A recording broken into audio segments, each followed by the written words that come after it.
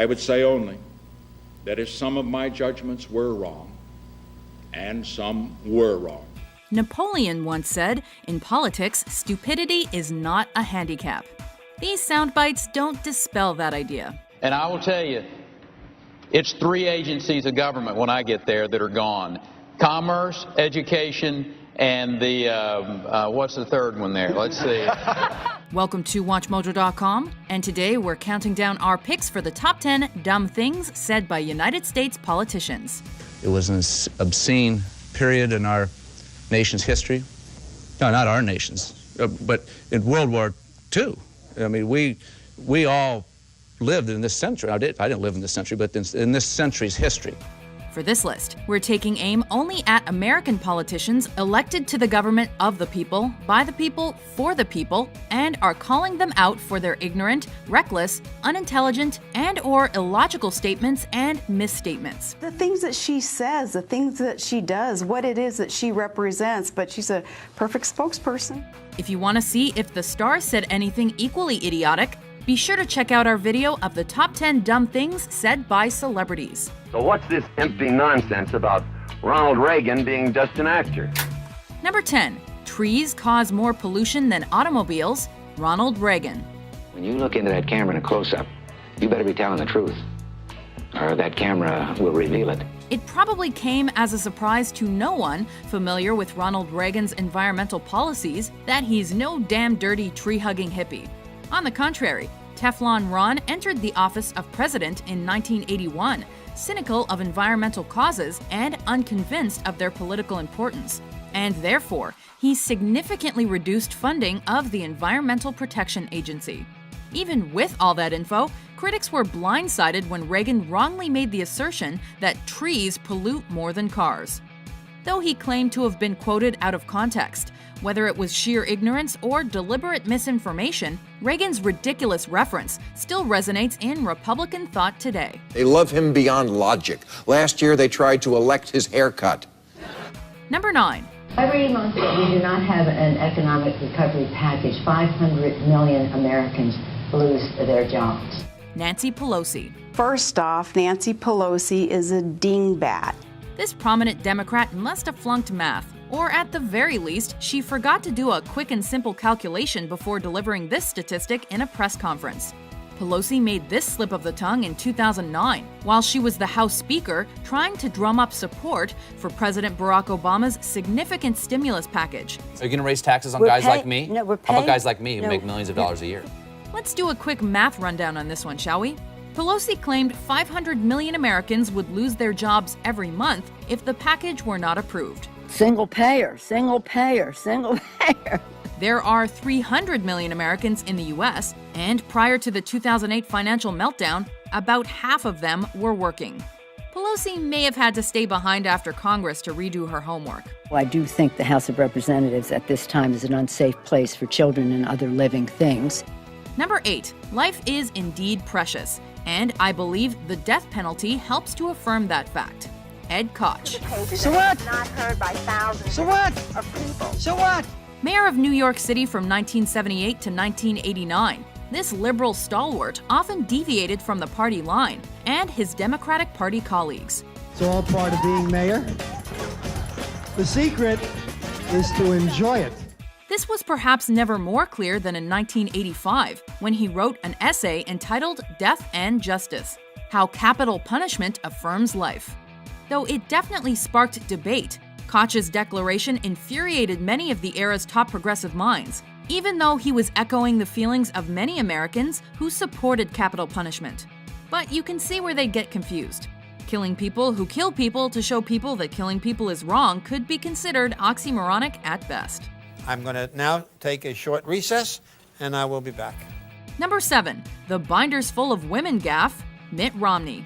In what new ways do you intend to rectify the inequalities in the workplace, specifically regarding females making only 72% of what their male counterparts earn? Picture this. It's the second debate of the 2012 U.S. presidential election between incumbent President Barack Obama and Republican nominee Mitt Romney. Romney is asked how he'd deal with equal pay and gender inequality in America. His response, where he outlines that he keeps female and male job applications separate, adds fuel to arguments that Romney and the GOP are sexist. I went to a number of women's groups and said, can you help us find folks? And they brought us whole binders full of women. Within minutes, backlash on Facebook, Twitter, and Tumblr spawns memes depicting Mitt as an elitist male with old-fashioned ideas about women's rights. The debate debacle not only put Romney's and the GOP's gender track record in the spotlight, but also brought women's issues front and center in general. I think Governor Romney maybe hasn't spent enough time looking at how our military works. You mentioned the Navy, for example, and that we have fewer ships than we did in 1916.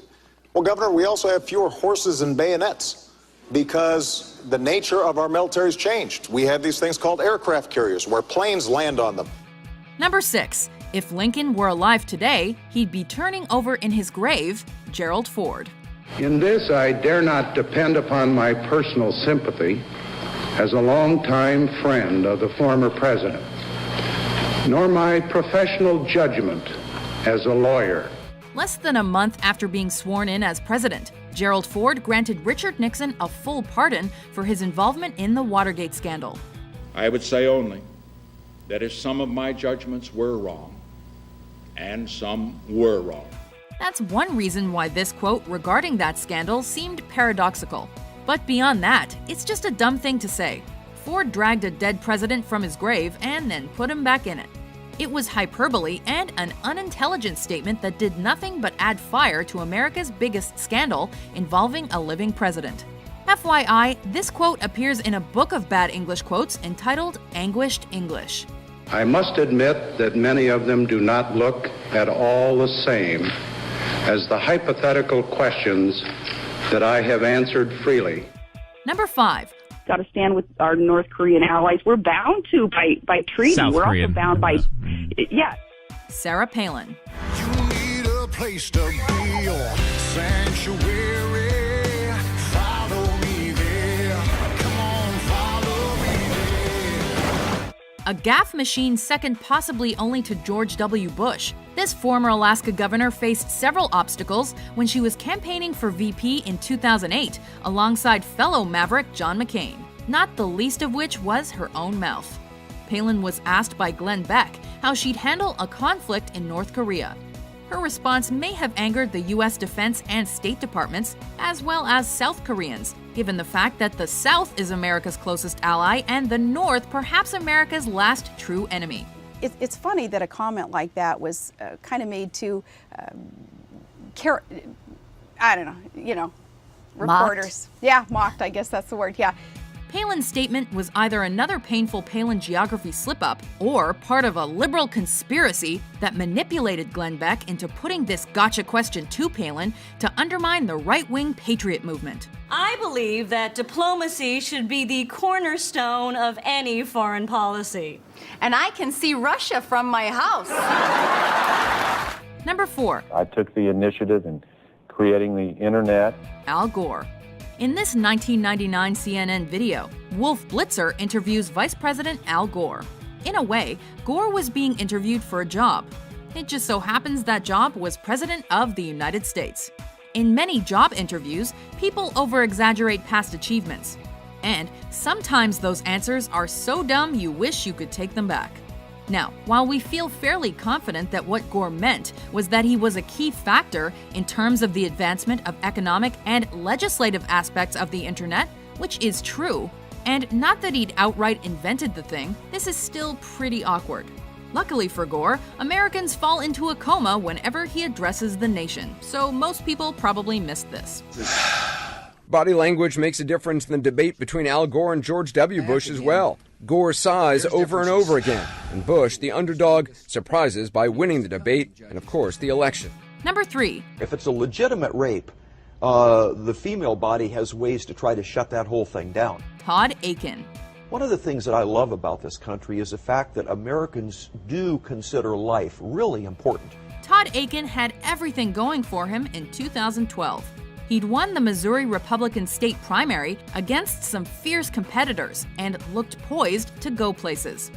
But on the campaign trail, he made one fatal mistake. Akin was asked about his abortion policy, a hot-button issue to be sure. Aiken's inexplicable response, which he has since reiterated was not a misstatement but his true belief, basically outlined that the female uterus magically prevents unwanted pregnancy after rape.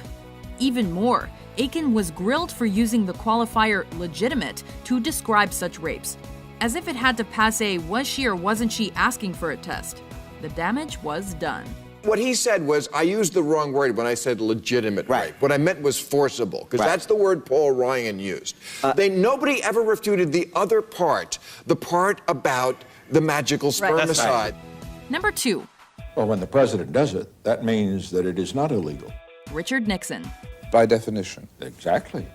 When reliving the blunders of American politicians, one name stands out: Nixon. His Watergate scandal scarred the political scene for years and caused him to become the first and so far only U.S. president to resign. I have never been a quitter. To leave office before my term is completed is abhorrent to every instinct in my body. Nixon fell victim to the terrors of technology and the media multiple times during his career, whether it was on TV or through pesky tape recordings. I have no comment. But Nixon's goofiest gaffe came after he'd stepped down. During 1977's famous Frost-Nixon interviews, the disgraced former president evidently slipped up and answered David Frost's question on national security by declaring that the president is above the law. And he wanted us to believe that he was not a crook? No, there will be no picture. No, after the broadcast. You've taken your picture. Didn't you take one just now? That's it. Before we unveil our number 1 pick, here are some honorable, or in this case, dishonorable, mentions.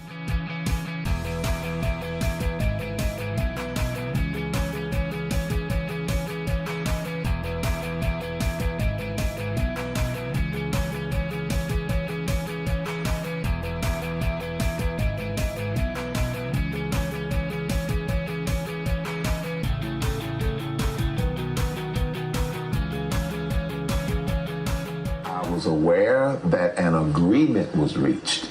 The word settlement versus the word agreement, I'm not sure what they called it. It depends upon what the meaning of the word is. Yes. Number 1. Everything he's ever said, George W. Bush. Just seems like I was here yesterday. I was. Everything's bigger in Texas, and nothing's bigger than the list of Bush Jr.'s gaffes. Our enemies are innovative and resourceful, and so are we. They never stop thinking about new ways to harm our country and our people, and neither do we. Son of President George H.W. Bush, this 43rd president pushed the English language to terrifying new frontiers with his myriad Bushisms. The best way to defeat this enemy in the long run is to deny them the recruiting tools that are and recruitments made possible by. He's credited with coining new terms and expressions, many of which were subsequently lampooned by the likes of Jon Stewart and Saturday Night Live. First time I met Putin, I stared right into his eyes, through his eyes into the back of his skull. And he said, "What's up? Why are you looking at me like that?" And I just said, "I'm staring into your soul." That makes me think, do you ever use that as a diplomatic strategy? Creeping out on purpose other world leaders? And all the questions about whether or not our children is learning, statements on how his opponents had misunderestimated him, and assertions that fish are our friends were just the icing on the cake. I know the human being and fish can coexist peacefully. Often caught with his foot in his mouth or the odd shoe in his face, Bush is a Saudi oil well of dumb political jokes. Don't mess with Texas. There's an old saying in Tennessee, I know it's in Texas, probably in Tennessee, that says, "Fool me once, shame on you." If fool me, we can't get fooled again. Do you agree with our list? Which dumb political quote deserved a mention? Oops. For more blunderful top 10s published every day, be sure to subscribe to WatchMojo.com. I'm afraid he'll catch me picking my nose.